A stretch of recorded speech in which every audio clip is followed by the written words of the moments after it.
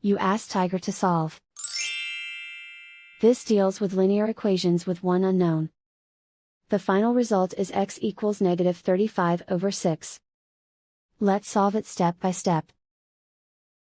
Group all x terms on the left side of the equation. Add 6x to both sides.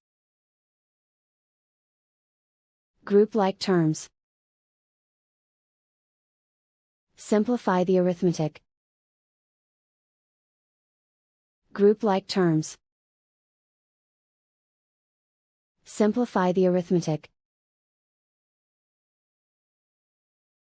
Group all constants on the right side of the equation.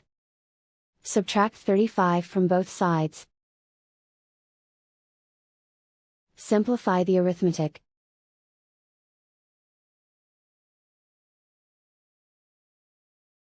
Isolate the x. Divide both sides by 12. Simplify the fraction.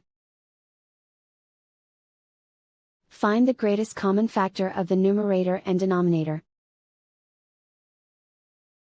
Factor out and cancel the greatest common factor. And so the final result is x equals -35/6.